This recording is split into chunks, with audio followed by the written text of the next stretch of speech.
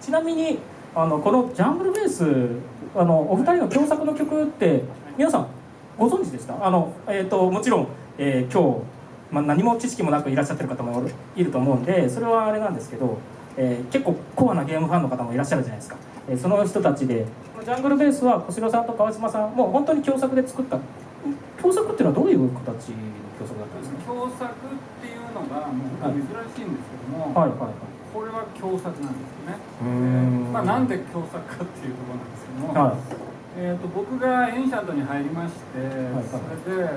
アナックルの、ゲームミュージックをね、やらせてもらえるってことになったんですけど、はいはい、最初どんなものを作ろうか、テクノをベアナックルでやれるんだろうかと思って、で小城さんに、プログラミングの仕方を教えてもらって、それで、作ったのがこのジャングルベースになりきってないやつなんですよね。なるほど。ジャングルベースみたいな感じですね。はい、それで小城さんはなんか僕が聞いてくれて「いいんじゃない?」みたいな感じだったんですよ。はいはいはい、ところが今日いらっしゃるんですよ。小城さんのお母様がですね「はいはいはい、あんたこれじゃダメだよ」みたいな。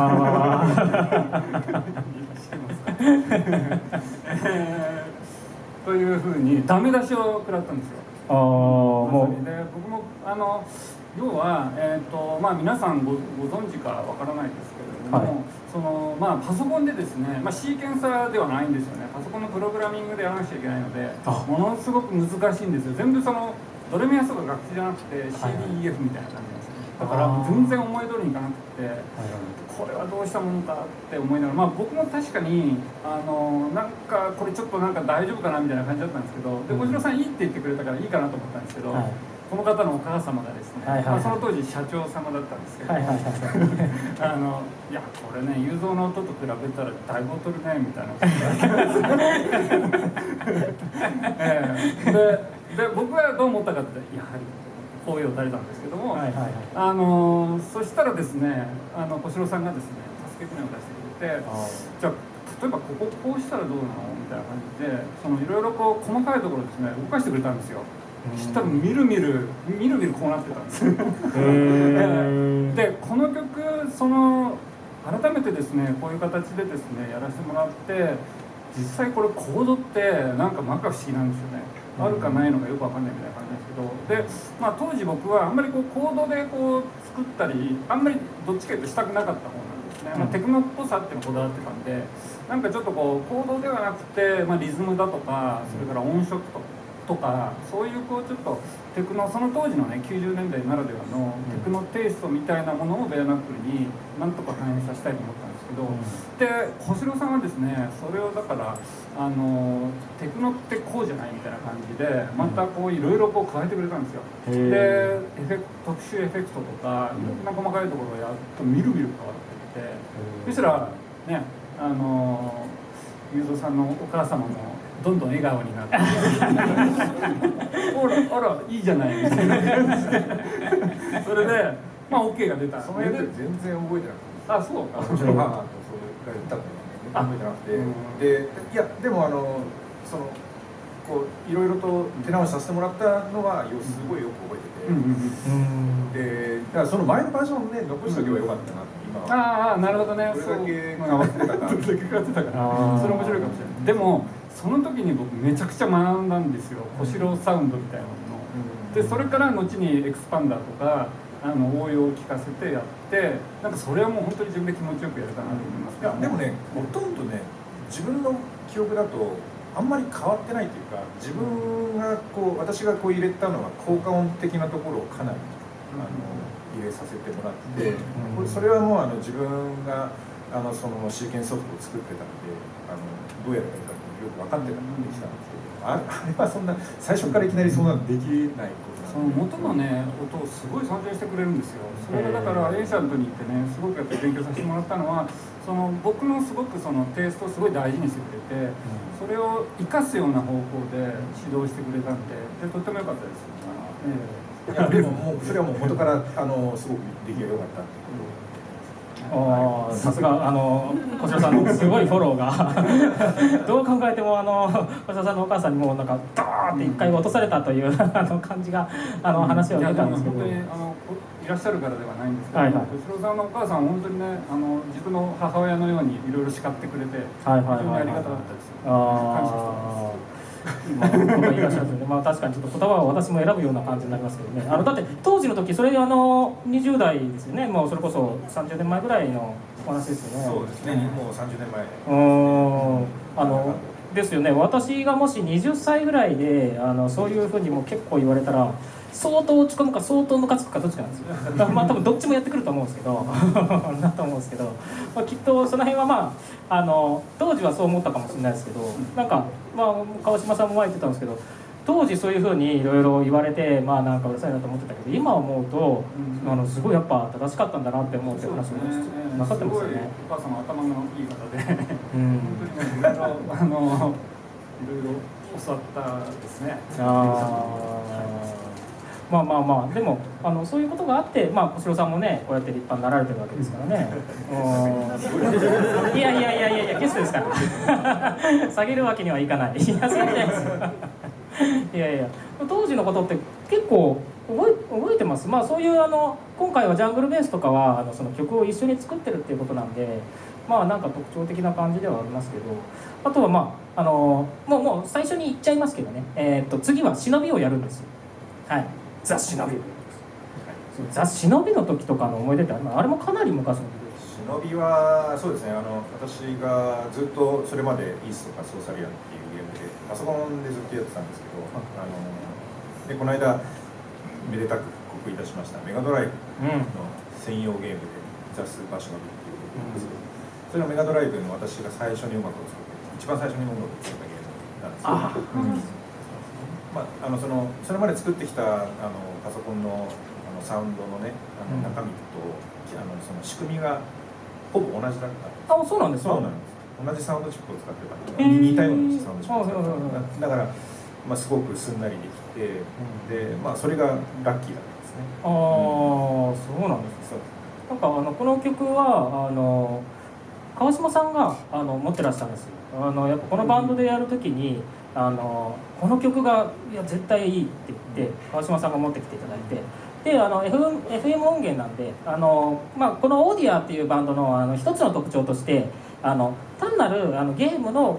コピーというかカバーで終わらせないっていうところがポイントなんですね。何かっていうとその元の音も元曲の音も取り入れたままプラス生音も足してどういう風になるかっていうところが一つのコンセプトであるので、ただただそのまま生音で全部カバーするわけではないっていうところが一つなんですけど、その上であえてこの忍びはまた原音もうそれこそ FM サウンドですよね。 FM 音源をそのまま生かしてで生バンドとつけたらどうなるのかっていうのがまあ、今回の試みだったんですけど、なんか結構途中のツイートでも川島さんおっしゃってましたけど、そうですね、今回は小四郎さんの、このデータはですねトラック全部分解してある状態のものですね、もう一回僕の方でリミックスみたいな形で先に構成を作ったんですね、でそれを元にバンドをかぶせたみたいな感じで元の音もちゃんとこう聞こえてる状態、さっきのジャングルベースもそうなんですけども、その元の FM が実は結構いい音なんですよね、今になってみればというか、その頃は本当になんか残念だなと思ってたけれども、もう本当に時を経てね、やっぱり今のシンセじゃ出ないようなぶっとい音が出ますからね。でも当時僕は実はエンシャントに入った時に最初に小四郎さんの忍び聞かせてもらったんですよ、でその時の印象って日本物なのにベースがすごいズンズン聴いてるっていうので、これはすごいなと思ったんですね。だから小四郎さんにとってこういうことなんだっていうふうに本当にこれは印象的だったそうですね。はい。なんか前回去年の時にもおっしゃってましたけど小四郎さんの低音の使い方にすごく衝撃を受けたっていう話を、そうですね、日本人で本当にだからゲームの中でこんなに低音を聞かせるっていうのはすごいなって、メガドライブっていう媒体をうまく活かしてそのズンズンする低音をまあ魅力的に聞かせるというか、いう感じだったんですよ。だから当時そこですごく馬があったというか、低音いいねって言ったら本当みたいな感じでなんかそこで話がね、だから最初に会った日にもうむちゃくちゃ喋りましたよね、語り尽くしたみたいな感じで、ベースについてですよ低音についてとかそんな感じなんです。メロディーとかじゃないんですよ、低音なんですよ。なんかちなみに私としてはこういう形で、やらせてもらうわけじゃないですか、小塩さんの曲を。さっきの、そうだけど、今回の忍びは完全に要は小塩さんのもう曲でやらせてもらって、はい、大丈夫かなみたいな勝手に生バンドでやっちゃったけど、こんな形でどうですか。実際客観的にはなかなか聞けないんであれですけど。そうですね、生バンドで忍びやるっていうのは実は初めて。少なくとも自分が加わって弾くのはこれが初めて。いや恐縮です、そんな初めてをね奪っちゃって、申し訳ないでもすごいバンドと合ってるなと思います。そうですか。いやよかったです。その辺はもう完全に川島さんのなんていうか洗顔なんで、機会があればね、また機会があればいろんな曲もやらせていただきたいなとは思うんですけど、でも今回はこういう忍びをやらせてもらって、一つのやっぱね FM の音源と生っていうのがやっぱいいんですよね。音を一つの楽器として考えてみたらおっしゃってましたけど、他の楽器で出せないんですよ。別にあれでしか出せない音だから、それが一つの楽器パーツとして考えた時にバンドサウンドでどう聞こえるんだろう。言うならば我々聞けないんですよ。ここに行って演奏してるからお客さんしか分かんないんですよ。それが羨ましい、よく思うんですよ。あとこれ映像あるじゃないですか。我々演奏してるんですけど、今ないですけど、我々演奏しててそれ見れないんですよ、この絵を、この絵面をなんでそっちに行きたいっていう気持ちはすごくあります。本当に見たいんですけどね、なんでそういうのも踏まえて、次の忍びを聴いていただければなとは思うんですが、僕のね、感想としては馴染みきらないところがいいと思うんです。そこがね、もう完全に溶け込まずに、こう分離してるけれども一体感がある、そういうところは面白いんじゃないかなと思いますね。その辺を聞いていただければ。確かに。ちなみにこんな。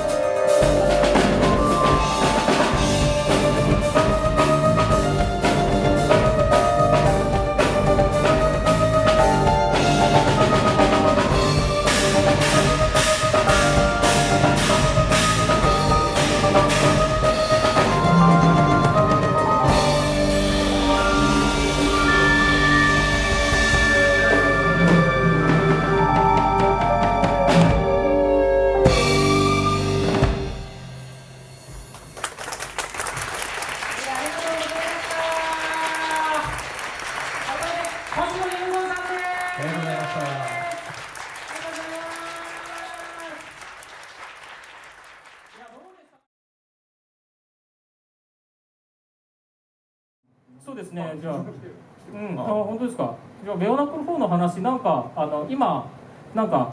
ありますか？なんかこう曲のなんか松代さんの方で。いや自分はまだ鋭意制作中であれがありましたけど、はい、詳細はですね、まだちょっと言える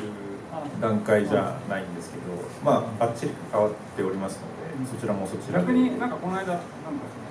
1とか2とか3とか言い訳みたいなのが1とか2とか3とか言い訳。なんか曲によって、これはちょっ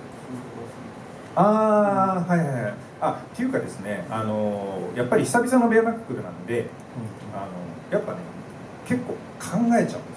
で時代がもう30年近く経っているでね、当時やってたことをそのまんま今に持ってきても、面白くないし、